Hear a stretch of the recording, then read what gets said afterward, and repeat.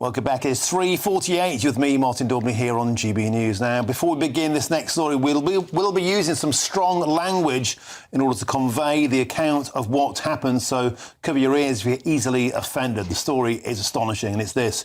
The Labour leader of Hertfordshire Borough Council has described those that put up the St George's flags and the Union flags on lampposts as a bunch of criminals, extremists and nonces.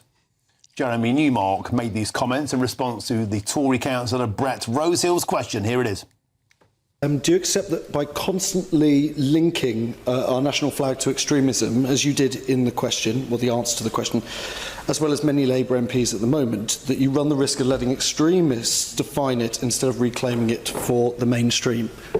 Thank you, Councillor Rosehill. Councillor Newmark, please. Thank you for your question, Councillor Rosehill, and I'm sorry, but I'm not playing. I won't be taking lectures on our national flag and extremism from a councillor that has the audacity to speak in almost glowing terms in his question to this council about Operation Raise the Colours. Operation Raise the Colours. An organised and orchestrated attempt by a bunch of criminals, extremists, nonces, to hijack our national flag. I've watched that clip now at least half a dozen times. Every time I watch it, I think, what on earth was he thinking? Well, I'm joined now by somebody who was in the chamber at the time, and it's the Conservative councillor Alex Clarkson from Hertfordshire Borough Council. Alex, welcome to the studio in Westminster. Thanks for coming Martin. on. Thank you. It was an astonishing video. You could hear the oxygen sucked out of the room. What on earth was he thinking? It's unbelievable. And one of those gasps that you just heard in that clip was myself. I mean, I must pay tribute actually to Councillor Brett Rosehill. You know, Charlie Kirk said courage is what you stand up for what you believe in, and that councillor did, as did our group leader. All he did was say, listen, there's some flags in Tower Hamlets and Birmingham that are coming down. Isn't this an example of two-tier? Look how he was treated. It's typical of the Labour, both in Hertfordshire and I believe in the country as a whole.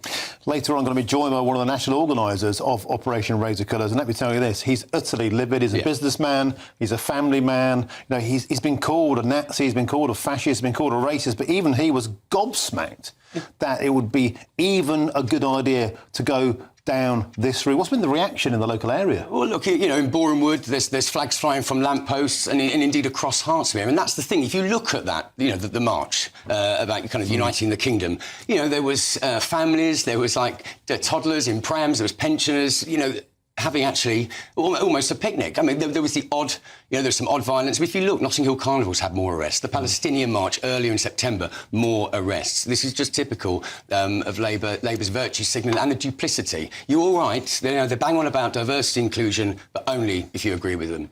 Weren't we told that after 14 years of Tory division and chaos, we'd have the adults back in control? Weren't we told that the Be Kind brigade are those from the left? All I've been seeing, certainly since the Raise the Colours campaign started, is the politics of division. The words banded around like Nazi, fascist, racist, white supremacist. It's been astonishing.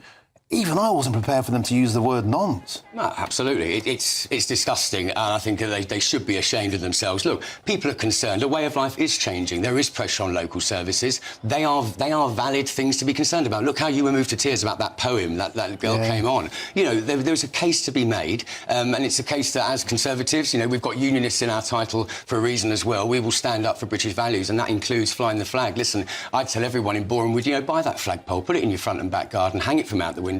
It's a flag that unites this country. It's a flag we should be proud of. Why is it, and I ask people from the Labour Party this all the time when they come in, why is it that they do seem to be ashamed of our flags? What's driving it? Do you know what? I think they lost the political argument when the Cold War came down. You know, the world didn't choose socialism, so they go through identity politics. They go through our national identity to try and push their kind of wokey left argument. But it's unravelling now. You know, a few years ago, if you and I were having this conversation, we didn't, you know. But you can see now this issue is coming into the political mainstream. People are literally and metaphorically showing their pride for this country.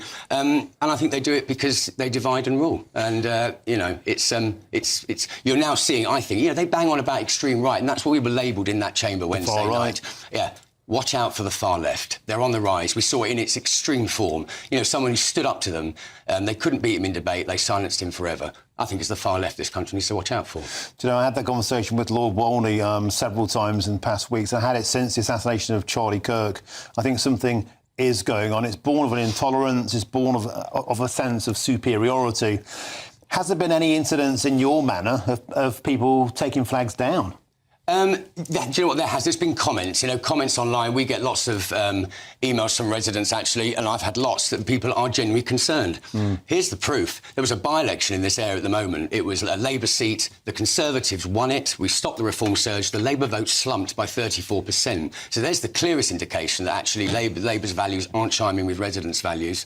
No, there's no flags come down yet. The Liberal Democrats who run Hertfordshire want to take them down. They're unnecessary, but we'll fight against that. And I have a feeling that if they're taken down, they'll be put up the next day, not by extremist criminals, the stuff that Newmark branded people who are proud of this country are, but just by regular people who believe in the country. Councillor Alex Clarkson, thanks for joining us today, coming from Hartsmith, Sears and Westminster. A pleasure to have your company. Now, we approached the Labour Party and Councillor Jeremy Newmark, who made these comments, but neither of them have got back to us as yet. And let me tell you this, Jeremy Newmark, if you're out there, you'd like to come on the show, you are absolutely my guest. You're with me, Martin Daubney, here on GB News.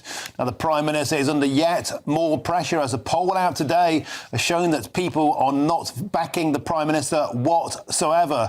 And new polling from Electoral Calculus also reveals that Reform have an 18 percentile lead over the Labour Party. Well, I'm joined in the studio by the founder of Electoral Calculus, Martin Baxter. Martin, always an absolute pleasure. So first of all, let's get to an exclusive poll we done for GB News on Sir Keir Starmer's leadership and the public's faith in him. It's not looking very good. Good afternoon, Martin. We asked the public a simple question: should Keir Starmer remain as Prime Minister or resign? And over the whole public, 54% said he should resign, 20% said he should stay, and the rest didn't know. So that's a majority of the public think he should go. But obviously that includes his political opponents, Conservative and Reform supporters and other parties. Also, more interestingly, we looked at what Labour voters, people who voted Labour in 2024, said. They were obviously much more enthusiastic about Keir Starmer, but only to a degree. 50% on our figures, 50% of Labour voters thought Keir Starmer was the right man for the job as Prime Minister. 26% didn't know, were scratching their heads a bit, wondering, maybe, maybe not. And 24% of Labour voters thought he should resign. So only about half of Labour voters have confidence in Keir Starmer as Prime Minister, which is, it's not the worst figures it could be, but it's not very good figures. So it establishes or reaffirms the fact that Keir Starmer is not so popular with the public or indeed with Labour Party voters. 54% saying he should go. If it's 52% like Brexit, you'd probably say, let's have 3 votes and go again and campaign for 3 years against it. I digress. It's grim reading for him. It sincerely is. Meanwhile, a new poll out today from Find Out Now has Reform with a record 18 points clear of the Labour Party on 34%. But Martin Banks, what you do so wonderfully for us here at GB News, you combine across the week's polls to get a more accurate figure. What does that show us? Yes, we like this. Yes, this Find Out Now poll shows a Reform lead of 18%. We think it's a little more helpful to take an average of recent polls, including that Find Out Now poll, but also polls by other pollsters. We find not a similar picture, frankly. A Reform lead of 12%, which is still very big historical terms. We've got on the poll of polls Reform on 32%, Labour behind on 19, less than 20, and the Conservatives on 17%. And when we translate that into seats, that's a whopping majority for Nigel Farage's Reform UK party, 403 seats we calculate, which would be a Reform majority of 156, bigger than Tony Blair and Keir Starmer last year. Labour less than 100 seats on 93. Liberals on 62 and the Conservatives reduced to 5th place on 27. That's actually a lot better than the Find Out Now poll. It had the Labour Party on 44 seats. That's just extinction level event. If it 44. were, yes, if it were an 18% lead, and it might be, Find Out Now might be right on that. If it were, that would be terrible for Labour. But even taking the, doing the grown-up thing and looking at the average rather than just a single poll, it still looks awful for Labour and very good for reform at the moment. And Martin Baxter, as well as amalgamating this week's polls, and by the way, I thought what was fascinating about this week's poll, particularly the Find Out Now poll, the polling was carried out during the state visit. Now, ordinarily, you'd expect there to be a polling boost for a premier, hosting a president, the pomp, the pageantry, Windsor Castle. That hasn't happened for Keir Starmer. So far, there has been no upward tick in him being seen as an international statesman. Yes, so far that's the case. I mean, it could be that amongst Labour voters or centre-left voters, Donald Trump is not perhaps the most popular American president, so a big meeting with him maybe doesn't play so well with the public. Although Keir Starmer, on the whole, had a fairly good 2 days. Nothing went wrong, so diplomatically it was successful, but politically it may not have achieved very much. But it is fascinating to consider that perhaps hobnobbing with a man that a lot of Labour voters, let's be frank, probably don't like very much, could potentially backfire, and it might not gel with people who vote reform. They might not necessarily believe that Keir Starmer's heart is in it. Martin, you've got a third graphic for us now, one I find the most fascinating in many ways. This is the geographical split. If we look at the electoral map of if your poll of polls became real, look at that. It's a turquoise tidal wave. Talk us through it. Yes, well, as you say, a lot of the light blue of reform sweeping the country through the red wall in the north, even the northern urban areas like Liverpool and Manchester and into Yorkshire, through the Midlands and indeed large chunks of the south. Only sort of central London remains as a Labour stronghold, and the SNP obviously doing better in Scotland on these figures.